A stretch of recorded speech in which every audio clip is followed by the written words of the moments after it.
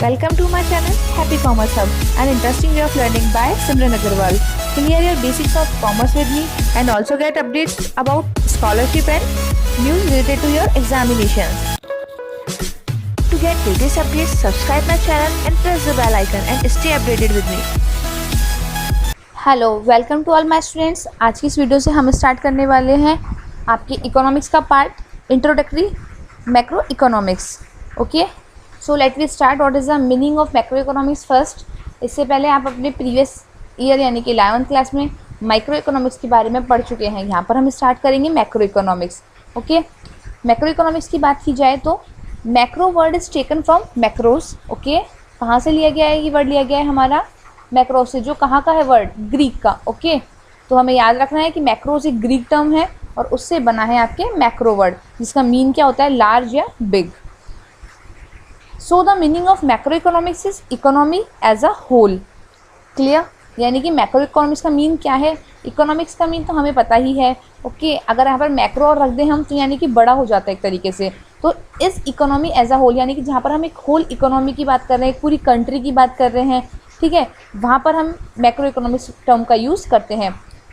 जबकि जब हम माइक्रो इकोनॉमिक्स की बात करते हैं तो हम बात करते हैं केवल एक इंडिविजुअल लाइक अ फर्म, ठीक है, लाइक अ सिंगल पर्सन, इनकी हम वहाँ पर या फिर एक हाउस होल्ड की हम बात करते हैं। लेकिन मैक्रो इकोनॉमिक्स टर्म बहुत बड़ा हो जाता है जहाँ पर पूरी कंट्री की बात हो रही होती है। So we can say macro economics is defined as that branch of economics which studies economics issues और economics problem at the level of an economy as a whole. Clear? यानी कि जहाँ पर हम माइक्रो इकोनॉमिक्स में एक individual की जो भी प्रॉब्लम्स होती हैं इकोनॉमी से रिलेटेड उनके बारे में स्टडी करते हैं, वहीं पर हम मैक्रो इकोनॉमिक्स में स्टडी करते हैं जो मेजर इश्यूज़ होते हैं एक इकोनॉमी के, यानी कि जो सेंट्रल इश्यूज़ होते हैं। Clear? Macro economics studies basically these question. Macro economics में कौन कौन से क्वेश्चन बेसिकली स्टडी किए जाते हैं? स्टडी यानी कि हमें स्टडी नहीं करना होता, जो रिसर्चर्स होते हैं, जो इकोनॉमी के इंस्टीट्यूशंस होते हैं, जिनका काम ही केवल क्या होता है? अपनी इकोनॉमी के डेवलपमेंट के लिए रिसर्च वर्क करना, वो लोग इन क्वेश्चंस को फाइंड करते हैं। कौन से क्वेश्चन हो सकते हैं वो? एम्प्लॉयमेंट फॉर द रेजिडेंट्स, की आपकी कंट्री में जो लोग रह रहे हैं क्या उनको एम्प्लॉयमेंट मिल रहा है? क्योंकि अगर एम्प्लॉयमेंट नहीं मिलेगा तो वो अर्निंग कहाँ से करेंगे, और अर्निंग नहीं होगी तो फिर वो सर्वाइव कैसे करेंगे? ठीक है। Growth of output in the economy, हम क्या करते हैं? इनपुट पुट करते हैं हम, यानी कि जो भी फैक्ट्रीज़ वगैरह हैं, इंडस्ट्रियल एरियाज़ हैं, वो क्या करते हैं? चीज़ों को डेवलप करते हैं। सर्विसेज का प्रोडक्शन होता है या फिर गुड्स का प्रोडक्शन होता है। तो इनपुट के बाद जो हमें आउटपुट मिलता है, क्या उनकी प्रॉपर ग्रोथ हो रही है? क्योंकि हर इकोनॉमिक में क्या होता है? पॉपुलेशन बढ़ती रहती है, और अगर उसके अकॉर्डिंग उनका आउटपुट ग्रोथ नहीं होता तो फिर वहाँ पर स्कैरसिटी की प्रॉब्लम होती है। प्रॉब्लम ऑफ प्राइस राइज और द प्रॉब्लम ऑफ डिफ्लेशन, ठीक है, यानी कि कुछ चीज़ों के प्राइस बहुत ज़्यादा होना या फिर किसी का प्राइस बहुत ज़्यादा गिरना, यहाँ पर ये भी एक इकोनॉमी का प्रॉब्लम होता है। How can government improve the state of economy, जो मेजर क्वेश्चन होता है या फिर बहुत मोस्ट इंपॉर्टेंट क्वेश्चन जो रिसर्च वर्क में काम आता है। How can government improve the state of economy, यानी कि इकोनॉमी को कैसे इंप्रूव किया जाए। जैसे कि अभी आपके सामने इतनी बड़ी पैंडेमिक सिचुएशन है, ठीक है, कोविड-19 की, जिसकी वजह से क्या हो रहा है? बहुत ज़्यादा इकोनॉमिकल लॉसेस हो रहे हैं। अगर हम डे बाय डे अगर न्यूज़पेपर पढ़ते हो, न्यूज़ चैनल्स देखते हो, तो हमें देखने को मिलता है कि इकोनॉमी को कितने सारे लॉसेस हो रहे हैं। बैंकिंग सेक्टर को, अदर इंडस्ट्रीज़ को, वहाँ पर एम्प्लॉयज़ को निकाला जा रहा है। तो अब रिसर्चर्स का क्या वर्क है कि वो इस चीज़ पर फोकस करें कि हमारी इकोनॉमी कैसे डेवलप हो सकती है और इन सारी प्रॉब्लम से हम कैसे दूर हो सकते हैं। तो उन सब का जो स्टडी है वो किस में आती है आपके? वो आती है आपके मैक्रो इकोनॉमिक्स में। ठीक है, इसके बाद हम बात करेंगे आपके definition of macro economics which is mandatory. यहाँ पर हमने अभी तक मीनिंग की बात की थी, बट एक डेफिनेशन का होना भी मैंडेटरी है। ठीक है, जैसा मैं हमेशा बताती हूँ, डेफिनेशन के लिए हमेशा आपके पास एक ऑथर होना चाहिए। डेफिनेशन हमेशा इन्वर्टेड कॉमास में ही लिखी जानी चाहिए। ठीक है। एम.एच. स्पेंसर के according macro economics is concern with the economy as a whole और large segments of it. In macroeconomics, attention is focused on such problems as the level of unemployment, the rate of inflation, the nation's total output and other matters of economy-wide significance. ठीक है, यहाँ पर M H. Spencer ने भी वही बात बताई जो हमने मीनिंग में पढ़ी, बट इन्होंने क्या करा? उसको टेक्निकल टर्म्स में डाल दिया, और एक डेफिनेशन के वर्ड्स को हमें वर्ड टू वर्ड लिखना होता है, उन्हें हमें चेंज कहीं पर भी नहीं करना होता। आप यहाँ पर एक भी वर्ड को इधर उधर नहीं कर सकते, अदरवाइज डेफिनेशन का मीनिंग लिटिल बिट चेंज होता है। तो ये बहुत ज़्यादा गलत बात रहती है। ठीक है, कभी भी आप डेफिनेशन के वर्ड्स को चेंज ना करें, क्योंकि एक ही पॉइंट पर, एक ही टॉपिक पर बहुत सारे ऑथर्स डेफिनेशन देते हैं। हो सकता है केवल पॉइंट टू पॉइंट या फिर 2 वर्ड्स का डिफरेंस उनकी किसमें, डेफिनेशन में आ रहा हो। अगर आपने थोड़े से वर्ड चेंज कर दिया और वो डेफिनेशन आपके इस ऑथर की बजाय किसी और ऑथर की निकली तो आपके मार्क्स कटने के चांसेस बढ़ जाते हैं। Now difference between macro and micro economics, एक बहुत ही अच्छा क्वेश्चन, ठीक है। Micro and macro economics both are different terms. ये तो हमें पता ही है कि माइक्रो क्या होता है और मैक्रो क्या होता है। माइक्रो होता है हमारा छोटा पार्ट जहाँ पर हम केवल इंडिविजुअल की बात कर रहे हैं, मैक्रो होता है हमारा बड़ा पार्ट जहाँ पर हम केवल पूरी कंट्री की बात कर रहे हैं, ठीक है। या फिर देखा जाए तो जैसे आपके पूरे इंडिया, पूरा एशिया, ठीक है, या फिर किसी अदर कंट्री, अमेरिका, जापान, इन सब की अगर हम बात करें तो वो आता है आपका मैक्रो इकोनॉमिक्स। और अगर हम इंडिविजुअल लाइक हमारी फैमिली, आपकी फैमिली, ठीक है, या फिर एक आपके छोटे से आसपास के इंडस्ट्री की बात करें तो वो बहुत एक इकोनॉमी का छोटा पार्ट रहता है। उसकी अगर स्टडी की जाएगी तो वो किस में आएगी, आपके माइक्रो इकोनॉमिक्स में। Micro and macro economics both are different terms with different meaning. We study whole economy in macro economics, whether we study an individual income और एक्सपेंडिचर इन माइक्रो इकोनॉमिक्स, ठीक है। जैसा कि मैंने अभी आपको बता दिया, there are some points on which we can do difference between micro and macro economics. हमारे पास कुछ पॉइंट हैं जिनके बेसिस पर हम क्या कर सकते हैं, माइक्रो और मैक्रो के बीच में डिफ्रेंशिएट कर सकते हैं। हमेशा कोई ना कोई बेसिक एक पॉइंट होना चाहिए जिसके बिहाफ पर ही डिफ्रेंशिएशन किसी भी दो चीज़ों के बीच में किया जाता है। इफ़ गाइज आपको मेरी वीडियो अच्छी लग रही हो तो लाइक करना ना भूलें। और इनका अगर आपको PDF चाहिए नोट्स का, ठीक है, इन नोट्स को पढ़ने के बाद आपको बुक की ज़रूरत नहीं पड़ने वाली, यहाँ पर आपको अच्छे से समझ में आ जाएगा। इसके बाद आपको यहीं पर नोट्स भी प्रोवाइड हो जाएंगे। इनका अगर PDF चाहिए तो आपको मेरे टेलीग्राम चैनल को ज्वाइन करना पड़ेगा, जिसका लिंक मैंने डिस्क्रिप्शन में दिया है। साथ ही किसी स्टूडेंट को अगर किसी टॉपिक में प्रॉब्लम है, ठीक है, या कोई और कंटेंट, कोई फीडबैक को देना चाहे तो मुझे इंस्टाग्राम पर भी फॉलो कर सकता है, हैप्पी कॉमर्स हब के नाम से। I am there. Okay, now we have to start difference between micro and macro economics. Always एक बेस पॉइंट होता है हमारे पास, ठीक है। इसके बिना अगर आप डिफ्रेंशिएट करते हो तो वो आपके मार्क्स कटवाता है और बेसिकली गलत भी होता है, ठीक है। यहाँ पर हमने रखा है माइक्रो इकोनॉमिक्स को और यहाँ पर रखा है हमने मैक्रो इकोनॉमिक्स को। What is the first point, basis of the study, कि बेसिस ऑफ स्टडी क्या रहते हैं, माइक्रो में किसकी स्टडी की जाती है, मैक्रो में किसकी स्टडी की जाती है। बहुत अच्छा पॉइंट है डिफ्रेंशिएट करने के लिए। This studies problems of scarcity and choice of the level of an individual, a house hold और अ फर्म। जैसा मैंने बताया था, माइक्रो में हम केवल एक पर्सन की, एक फर्म की, एक हाउस होल्ड की या फिर एक छोटे इंडस्ट्री की बात करते हैं, ठीक है, क्योंकि वो क्या है, आपके पूरे इकोनॉमी का एक छोटा सा पार्ट है। इसके अलावा मैक्रो इकोनॉमिक्स में हम बात करते हैं, this studies problem of scarcity and choice at the level of an economy as a whole, यानी कि आपकी इकोनॉमी में किस किस चीज़ की स्कैरसिटी हो सकती है, क्या प्रॉब्लम्स हो सकती हैं, तो हम बात करते हैं उसकी मैक्रो इकोनॉमिक्स में। इसके बाद है आपका इकोनॉमिक वेरिएबल्स, ठीक है। इकोनॉमिक वेरिएबल आपके माइक्रो इकोनॉमिक्स में होते हैं। This uses micro economic variables such as demand of consumer और सप्लाई ऑफ प्रोड्यूसर, ठीक है। यहाँ पर हम बेसिकली कंज्यूमर की बात करते हैं कि इंडिविजुअल की बात करते हैं यहाँ, ठीक है। तो वेरिएबल्स भी क्या होंगे आपके, डिमांड ऑफ कंज्यूमर और सप्लाई ऑफ प्रोड्यूसर, क्योंकि डिमांड कौन करता है, कंज्यूमर करता है, और सप्लाई कौन करता है, प्रोड्यूसर, जो उसको बना रहा है वही तो सप्लाई करता है। ऐसे थोड़ी ना कि मैंने डिमांड करी और मैं ही आपसे कह दूँ, मतलब मैं ही मुझसे कहूँ कि यार मुझे तो ये प्रोडक्ट चाहिए, ऐसा नहीं होता। कोई ना कोई प्रोड्यूसर होता है और कोई ना कोई उसका एक कंज्यूमर होता है। तो यहाँ पर हमारे पास दो वेरिएबल होते हैं, एक होता है आपका डिमांड ऑफ कंज्यूमर यानी कि कंज्यूमर्स डिमांड, और प्रोड्यूसर सप्लाई।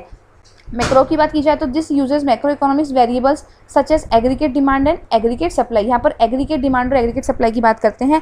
देखो माइक्रो इकोनॉमिक्स में तो आपने बात की केवल डिमांड ऑफ कंज्यूमर और सप्लाई ऑफ अ प्रोड्यूसर, लेकिन हम यहाँ एग्रीगेट की बात कर रहे हैं। एग्रीगेट का मीनिंग है आपकी, यानी कि एक कंट्री में जितनी भी आपकी पॉपुलेशन है उन सबका अगर आप क्या करोगे, जो उनकी डिमांड है उनको जोड़ दोगे तो वो क्या बन जाएगी, एग्रीगेट डिमांड। वैसे ये कंट्री में जितने भी प्रोड्यूसर्स हैं अगर आप उन सब की डिमांड को जोड़ दोगे तो वो क्या बन जाएंगे, आपके एग्रीगेट सप्लाई, ठीक है।